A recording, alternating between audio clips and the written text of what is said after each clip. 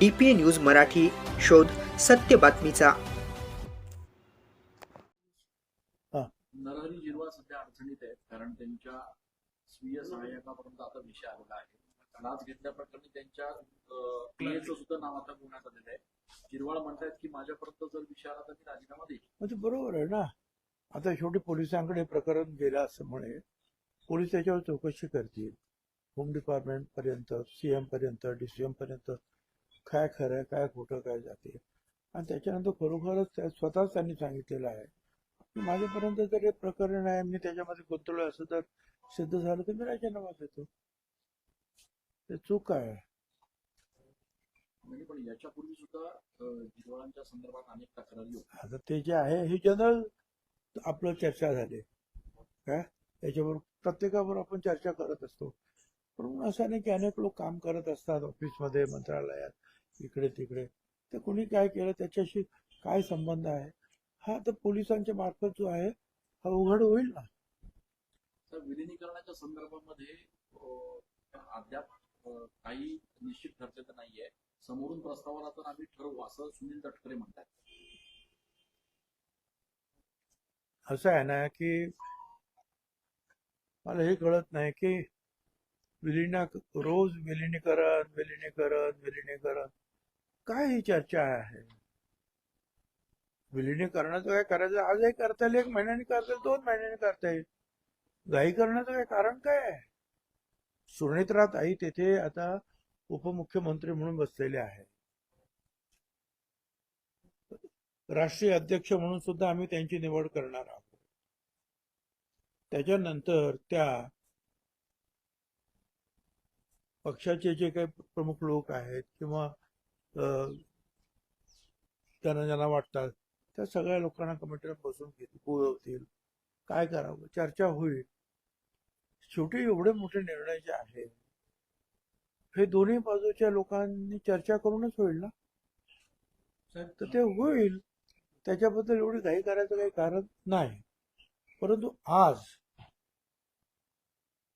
ते ठरलंच होतं, ते झालंच पाहिजे ह्या म्हणण्यात काहीच आता अर्थ राहिला.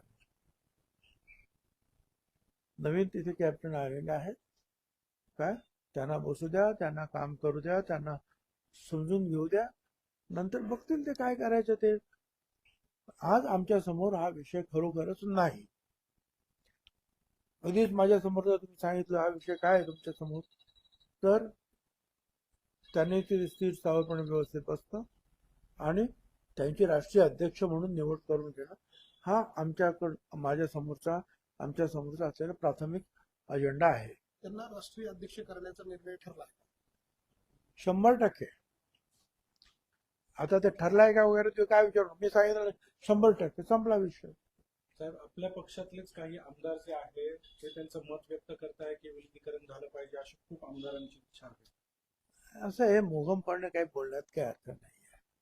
आणि आता आपण कॅप्टन नेमलेले आहेत ना, आपण ते विचार करतील ना, बसलेत ना ते काय हे, आणि मग बघतील काय करायचं ते.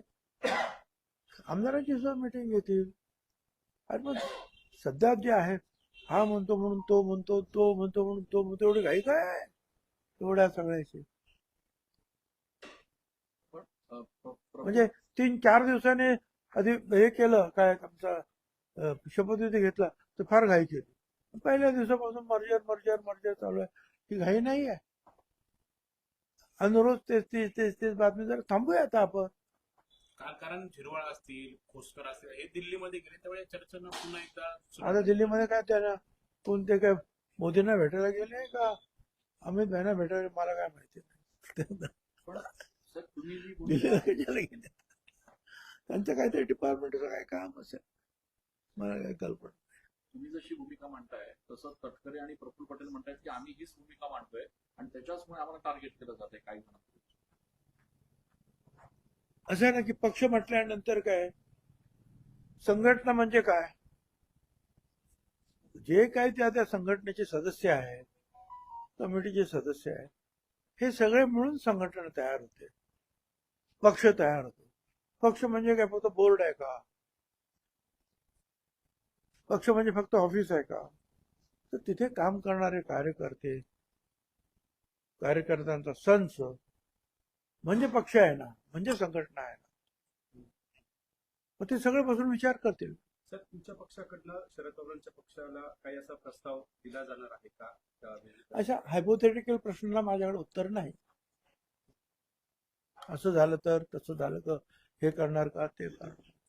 शरद पवार यांना राज्यसभेवर जाण्यासाठी शिवसेना आणि काँग्रेस अनुकूल आहेत अशी आता असं आहे की त्यांचं ते महाराष्ट्र विकास आघाडी आहे, त्यांचा निर्णय घेतला. आनंद आहे आम्हाला विरोध करण्याचा किंवा कोणाला त्याच्यावर टिप्पणी करण्याची काय आवश्यकता मला वाटत नाही. त्यांची आघाडी आहे, त्यांनी ठरवावं. आता आमची आघाडी ही जी आहे, आमचे जे काय म्हणतात ते महायुती, बीजेपी आहे, ते एकनाथराव शिंदे शिवसेना, राष्ट्रवादी काँग्रेस पक्ष, अजितदादा गट आहे. आता आम्ही आमचं ठरवू, कुठं काय जायचं, कुठं काय, त्यांचं ते ठरवू. साहेब, सुनेत्राताई ज्यावेळी उपमुख्यमंत्री पदाची शपथ घेणार होते त्याच्यापूर्वी त्यांनी पवार साहेबांना फोन केलेला होता मोदी बागेमध्ये, मात्र त्यांच्या कुटुंबियांकडनं किंवा त्यांच्याकडनं कुठलाही प्रतिसाद आला नाही, म्हणून त्यावेळेला माहिती समोर आली होती की त्यांच्याशी बोलणं झालं नाही. मात्र आता अशी माहिती समोर येते की सुनेत्राताईंनी स्वतः पुढाकार घेतलेला होता शपथविधीच्या संदर्भात माहिती देण्यासाठी. आता फोन त्यांनी केला होता की नाही मला माहिती नाही. स्वतः ते जय पार्थ वगैरे जाऊन भेटलेच होते ना पवार कुटुंबियांना. तिथं माहिती आपल्या समोर आहे ना, सगळ्यांनाच ती माहिती होती. ती टीव्हीवर पण चाललेली होती की पार्थ तिथे आहे. सर, मालेगावच्या उपमहापौरांनी त्यांच्या दालनामध्ये टिपू सुलतानचा फोटो लावला होता. त्याच्यावरून कोणाचा फोटो लावला? टिपू सुलतानचा फोटो लावला. कोणी लावला? मालेगावच्या जे उपमहापौर झाले त्यांनी त्यांच्या दालनामध्ये म्हणजे प्रोटोकॉलनुसार डॉक्टर आंबेडकरांचा किंवा छत्रपती शिवाजी महाराजांचा असे फोटो लावणं अपेक्षित असताना टिपू सुलतानचा फोटो लावला. त्याच्यामुळे कुठेतरी नवीन वाद उघडून आलेला. कुठल्या पक्षाचे आहेत? इस्लाम पार्टी. हा?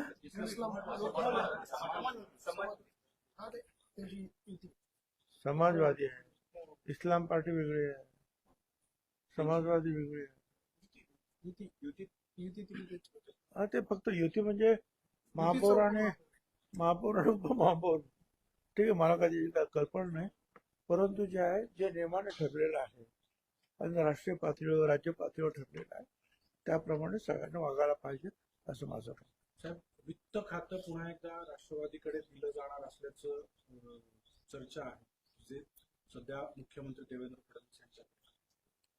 असं आहे की त्यांनी स्पष्ट सांगितलेलं आहे की यांना बसू द्या,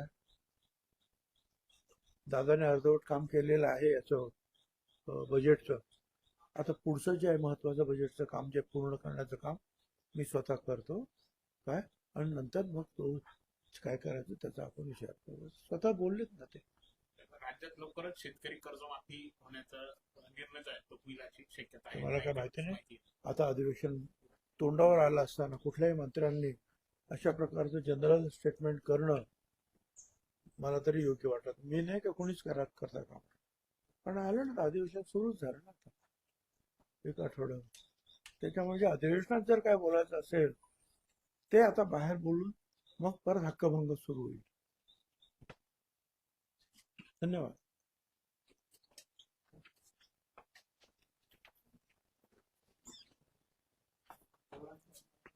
ताज्या घडामोडी व अपडेट जाणून घेण्यासाठी आताच DPA न्यूज चॅनलला सबस्क्राईब करा आणि बेल आयकॉन क्लिक करायला विसरू नका.